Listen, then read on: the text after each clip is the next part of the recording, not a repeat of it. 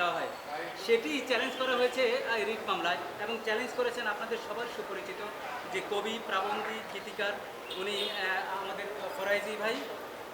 তো সুতরাং উনি এই মামলাটা করেছেন। এই মামলাটা করে উনি বলেছেন যে পৃথিবীর অন্যান্য দেশে যে যে ইন্ডিপেন্ডেন্ট যে বডি আছে তার মধ্যে সবচেয়ে বড় হচ্ছে প্রধান বিচারপতি, অর্থাৎ জুডিশিয়াল, এবং রাষ্ট্রপতি, উনি হেড।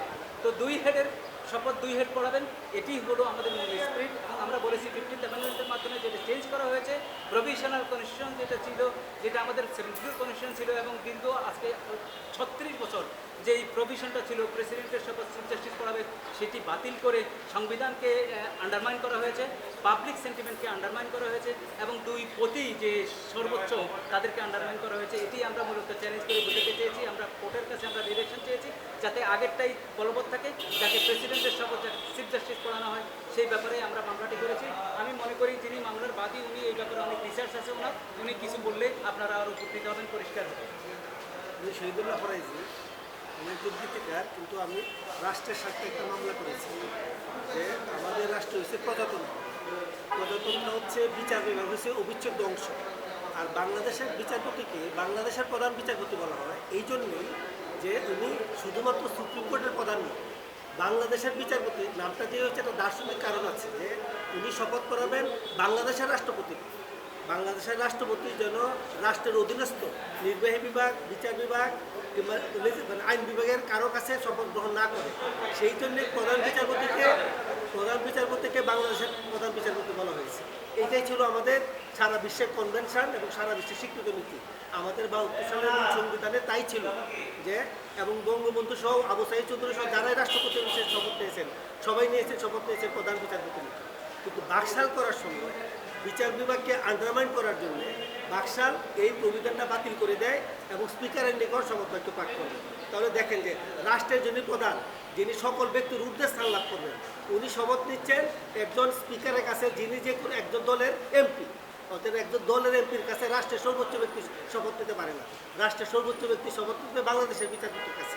এইটা চতুর্থ সংশোধনীর মাধ্যমে হওয়ার কারণে পঞ্চম সংশোধনীতে আবার বাতিল হয়, কিন্তু 15তম সংশোধনীতে আবার এই সংশোধনী ফেরত আনা হয়। এখন আমাদের বিচারপতি, এখন যে বর্তমানে রাষ্ট্রপতি আছেন, উনিও স্পিকারের নিকট শপথ নিয়েছেন।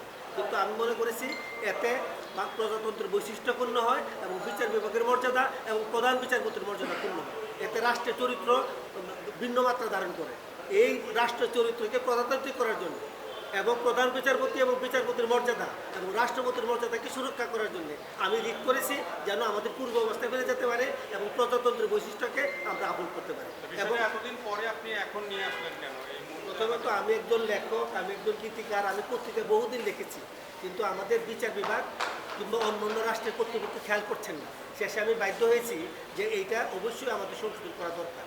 কারণ প্রধান বিচারপতিকে বাদ দিয়ে রাষ্ট্রপতি শপথ অনুষ্ঠান বিশ্বের আমাদের বাংলাদেশের উপমহাদেশে দেখেন যতগুলো রাষ্ট্র আছে, সকল রাষ্ট্রের রাষ্ট্রপ্রধান শপথ নেয় প্রধান বিচারপতির কাছে, এবং ট্রাম্প পর্যন্ত তার বিচার অনুষ্ঠানে প্রধান বিচারপতি উপস্থিত থাকে। কিন্তু আমাদের দেশে স্পিকার অর্থাৎ রাষ্ট্রপতি শুধুমাত্র নির্বাহী বিভাগের উনি প্রধান এবং আইন বিভাগের কাছে শপথ নিচ্ছে, বিচার বিভাগকে অ্যাবসেন্ট করা হচ্ছে। কিন্তু বিচার বিভাগ হচ্ছে অবিচ্ছেদ্য অংশ, রাষ্ট্রপতি শপথ তার থাকতেই হবে, নাহলে রাষ্ট্রের বৈশিষ্ট্য নষ্ট হবে। এই তাগিদ থেকেই আমি এখন তো অনেকগুলো সংস্কার কমিশন কাজ করতেছে বিচার বিভাগের সংস্কারের জন্য। আমি সংস্কার কমিশনের কাছে প্রস্তাব দিয়েছি, আমি সংবিধান সংস্কার কমিশনের কাছে প্রস্তাব দিয়েছি। কালকে সংবিধান সংস্কার কমিশনের সাথে দেখা হয়েছে, তারা এই বিষয়টা মিস করেছে এবং এই জন্য আমি তাদেরকে বলে আসছি যে আমি একটা রিট করব। এবং এইটা জাতীয় মিস করার কারণে আপনি রিটে আসছেন। হ্যাঁ, যেহেতু কোনো পক্ষ এটাকে বিবেচনা নিচ্ছে না এবং আমাদের কোর্ট থেকেও সহমতি হয়ে এটা সমাধান হচ্ছে না, এই জন্য আমি প্রতিকারের আশায় এবং